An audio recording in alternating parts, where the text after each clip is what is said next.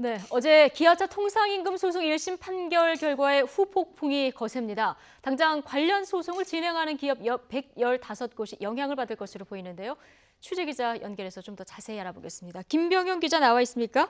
네, 경제부입니다. 예, 먼저 어제 판결에서 가장 주목해야 될 부분은 어떤 부분입니까?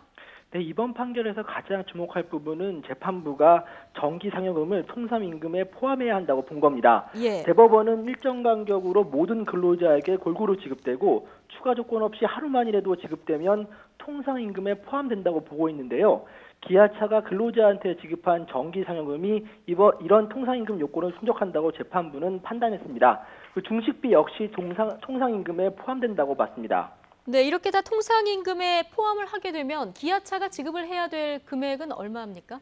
네, 그 기아차는 3년 2개월 동안 지급하지 않은 통상임금 원금과 이자를 합쳐 4,200여 원을 지급해야 합니다. 예. 또 올해 10월 기아차 노조는 지난 2015년부터 3년간 임금에 대해서도 추가 지급을 요구하는 소송을 낼 예정인데요.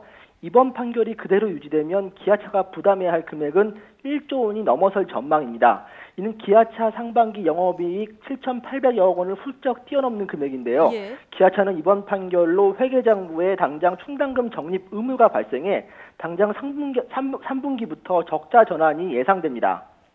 네, 그런데 지금 비슷한 소송을 진행하는 기업이 많습니다. 115곳이나 된다면서요? 네, 그렇습니다. 그래서 재계와 노동계의 이목이 이번 재판 결과에 집중됐는데요. 예, 통상임금은 휴일 근로수당 등 각종 수당 산정 기준이 되고 임금 총액을 기초로 산정하는 퇴직금에도 영향을 미치는데요. 앞으로 진행되는 소송에서 재판부가 노조 측에 손을 들어준다고 가정하면 기업들이 추가로 지급해야 할 금액은 최대 38조 원에 이를 것으로 추산됩니다. 네, 기업 입장에서는 한숨이 깊어질 수밖에 없는 상황인데 어떤 반응들이 나오고 있습니까? 네, 허탈감을 금할 수 없다. 산업 생태계가 무너질 수 있다. 이번 판결에 대한 기업들의 반응입니다. 금액도 부담이지만 재계에서는 무엇보다 신의성실 원칙이 적용되지 않은 점을 가장 아쉬워하고 있습니다. 이 원칙은 기업 생존에 큰 위협이 된다면 과거의 통상임금을 지급하지 않아도 된다는 건데요. 재판부는 기아차가 최근 8년 동안 영업이익을 기록했고 사내유보금도 충분해 통상임금을 추가로 지급해도 큰 부담이 되지 않는다고 봤습니다. 예, 어제 재판부가 인정하지 않았던 이 신의성실 원칙 이 부분이 재판의 핵심 쟁점이었군요.